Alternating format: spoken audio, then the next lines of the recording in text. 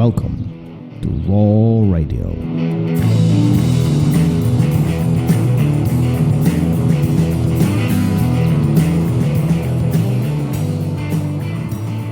And we are live. There we go. Hey, Yeah. real quick. Yeah. Not recording over anything, right? Because we didn't upload No. previous episode. No. All right. No. In case you guys are wondering, we have a bunch of new equipment here. Yeah. We have a mixer. We have professional cameras filming all of this. We have. Now we just need professionals to do the show. It's quite a bit of setup. Matter of fact, hold on. I'm going to take a selfie right now, and so you guys can see some of this. Boom.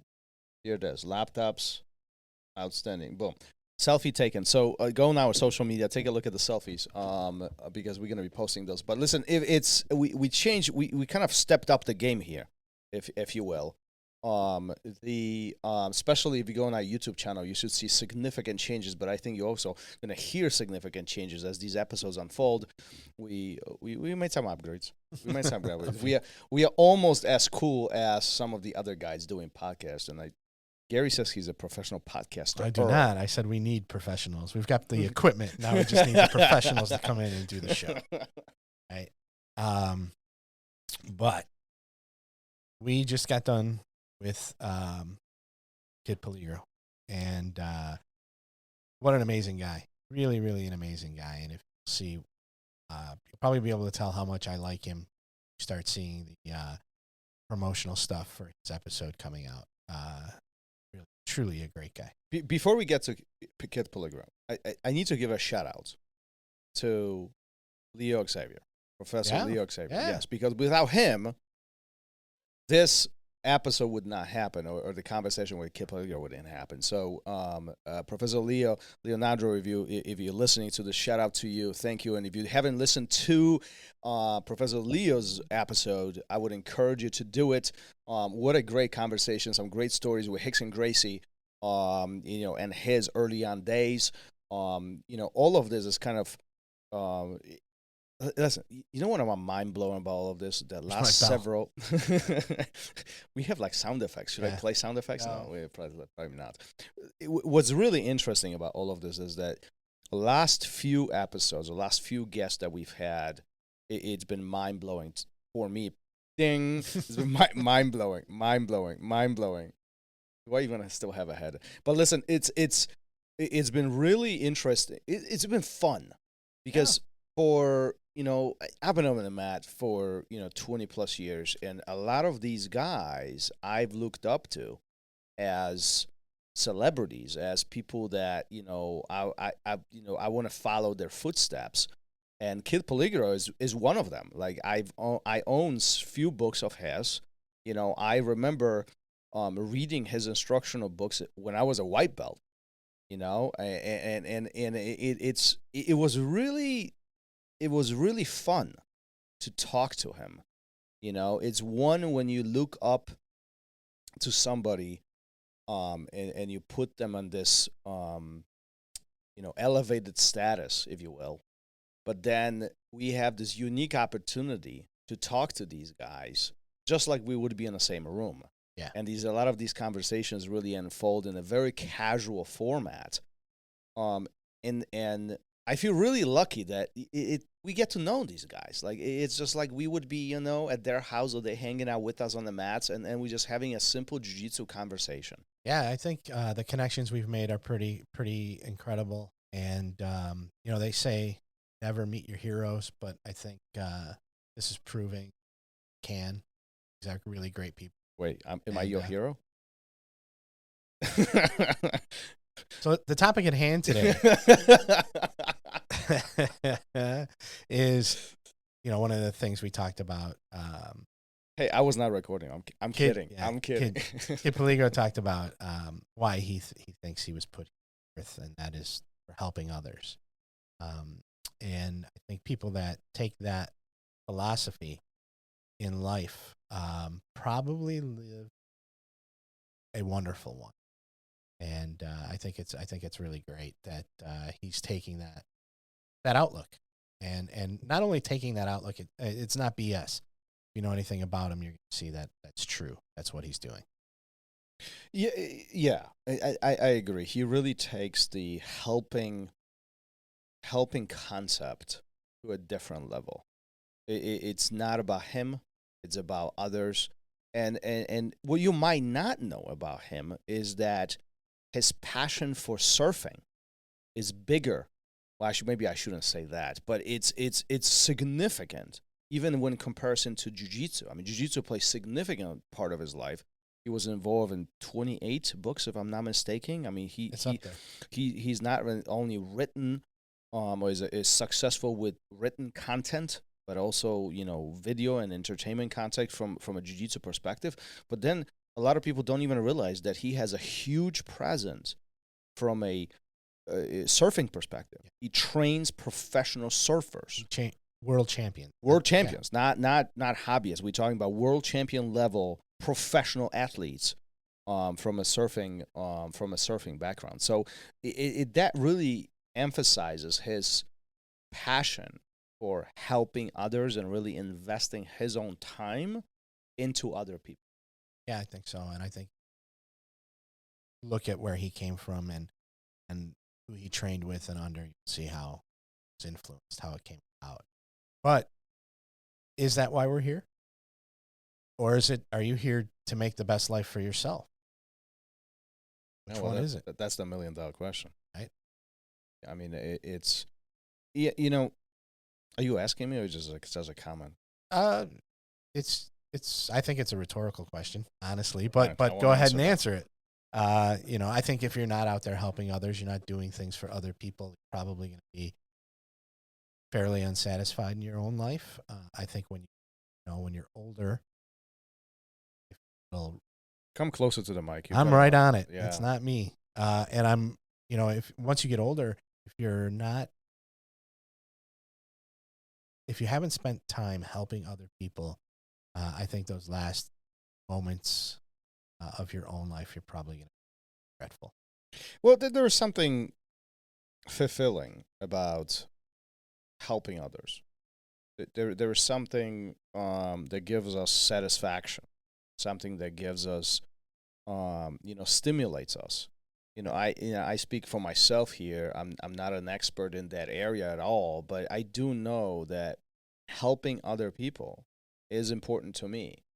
But at the same time, we do have to take care of ourselves. Like there's these layers and priorities in our life where, particularly you and I, we are in the business of people. We talk to people, we help people. You're heavily involved with kids. I mean, where you touching nearly 90 kids every single week, right? If not more. And so you have that impact on these little guys from that perspective. But at the same time, having the healthy balance of taking care of ourselves is important. I think what's where I find a lot of with a pivot point for me personally is the fact that by helping other people, my life gets better. That's what really fulfills my day. It makes me feel good. But the fact that I can help somebody, I can teach them something I know. People challenge me in many different ways, and I can challenge them back. And if so it happens along the way, we create these relationships and friends, and people change for better, and we impact their lives, then, hey, listen, it was a good day. It was a good week. Mm-hmm. It was a great month, right? I mean, I think, and I say this often, life is too short. It is, it is a shame if we focus on things that are not important to us. And, if, again, so it happens that we can help somebody, make them smile, impact their day, impact their week, and make their life better, then, hey, great day in the office. Yeah, absolutely. And, while you were talking, something popped into my head. My son has recently learned to ride his bicycle without his training wheel. I saw that on Facebook. That's pretty awesome. And what made me happier, what made him happier, was it when I bought him that awesome bike he's got and when I gave him that awesome bike he's got? Or was it, when he started pedaling on his own and he's like, I'm doing it, Dad, I'm doing it. That to me, helping a kid through something like that, helping him do that, is so much more fulfilling. It makes me so much happier than any material thing. And you know, that's gonna impact my day. It's gonna impact my week. It's gonna make me happy, which in turn makes me want to return the favor and help even more people. And then hopefully that's just a snowball effect that just keeps going on and on and on for others. No, listen, I have a question for you then. Uh-oh. I'm waiting. What happened earlier before we start recording episode today? What happened? Margaret was trying to fulfill your day. Wow. Yes. Shout out to Margaret. Absolutely. Talk about making somebody happy. Well, you got to talk about it now. Well, yeah, just as a joke, while I was here earlier in the day working on some other stuff, I sent her a message that said, "Hey, bring me a sandwich." And right before we started recording, I got a message that she was here with a sandwich. And not only is she amazing to do that, but then I said, "Hey, we're right about to start recording. Can you take it back home and put it in the refrigerator?" And she laughed and said, sure, she'd do it. So talk about making somebody happy or being helpful.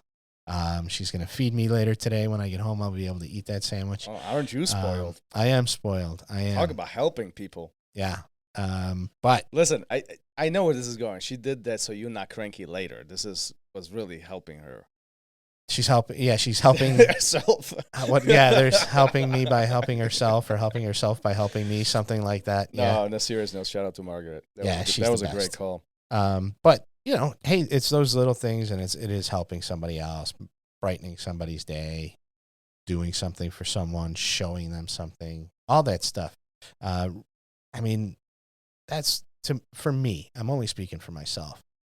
That's what makes me fulfilled. That's what makes me happy. That's what's going to make me, when I close my eyes tonight to go to bed, think that I had a good day. Today was one of the good ones, right? It's because of that. Yeah, one of the things that I wrote down when we were speaking to Kid Peligro was, he said, "We are here, we are now.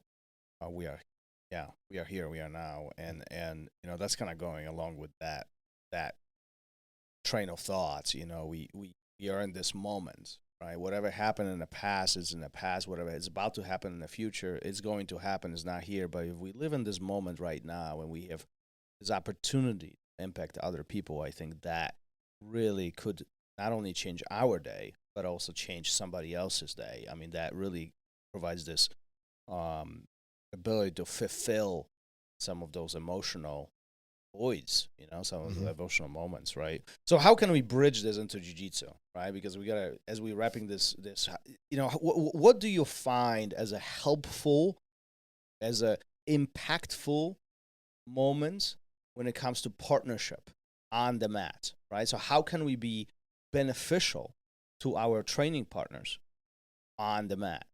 I think you got to be a good training partner, and what that means is, you know, during the roll, there's so many levels to it, right? You can go hard with somebody, and after be like, "Hey, this is what happened," or, you know, "I'm going to show you this or that. This is what I caught you in." You can tell if somebody's not having a good day while you're rolling, and you can go with that and flow with that. You can, you know, and try and help them have a better day. Or, "Hey, this is what you could have done." Or, "Wait, hold on, right here. Change your grip. All you got to do is change your grip." You know, all that stuff. Being helpful in that way, I think, is instant gratification for a lot of people, both the person receiving it, and the person giving it. And it's a great instant gratification. It's not like getting that sandwich that I wanted earlier right away. We back to that. Right? Yeah. I mean, it was over an hour before she actually showed up with it. Jeez. But it's a different kind of gratification, and it's a wonderful thing to be able to do that for somebody. And it's a wonderful thing to be on the other side and say, "Hey, understand that this person cares enough that when that bell rings, they don't just get up and walk away. They say, 'This is what you could have done,' or they say, can you show me that?" You know, so now they're interested in what you're doing. You know, I think that's a one of the biggest ways. Do you think giving people answers is helping them, or that's the easy way? I think it depends on how it's presented. You can guide somebody to the answer, right? And I think that is helpful. I don't think it's leading that, taking them by the hand or taking it easy on them, making it easy. I think you can present that to a way where they have to think about it for a second, and come to the decision. They might come to the wrong one. So then you're like, well, no, actually, this is the way it should go, or it could go. So yeah, I think that it can be beneficial for the person. Yeah, kind of help comes in different shapes and sizes, if you will, different Yeah. layers and different formats, right? Well, one of would be giving a straight answer. The other one is leading them to the answer. Right. Third one, giving them tools to find the answer on their own, right? There's many ways how, all of this really could be sliced, if you will. Yeah, and I think it's different in jiu-jitsu because I can give you the answer, but now you have to apply it. Just because I gave you the answer doesn't mean your next roll with the next guy, you're going to be able to do what we talked about. You have to learn how to apply it. You have to learn how to set it up, get yourself in the right position. Yeah, so think about that. Like if you guys are listening to this, I think this is a very big pivot point in just learning jiu-jitsu in general, right? If there is a situation when you find yourself when somebody's asking you a question, how do you do blah, blah, blah, by giving them a straight answer, you're giving them an answer from your perspective that doesn't necessarily will work for them. So really understand a deeper understanding of the situation and more of a guidance and let them experience some of that might be more beneficial. Is that what you're saying? I don't think there's any way to avoid it in jiu-jitsu. Can't do anything for them. It's not like my daughter's taking a math quiz and I give her the answer, right? I can give you the answer on the mat, but it's not the same thing. You've got to physically get there. You've got to mentally get there. Mm-hmm. So it's not, it doesn't equate. Does that make sense? What do they say? What is that saying? Don't fish for them. Teach them how to fish. Give a man a fish, he eats for a day. Teach a man how to fish, he eats for a lifetime. God damn, I butchered that one. You butcher them all. That's what makes the show exciting. Okay. That's what it takes. Sure. Listen, But you know what I'm going to do? I'm going to help you. You signed up for this by starting a podcast with a foreigner. Well, that's not an excuse anymore. You've been here longer than most of my friends here at the Academy have been alive. So.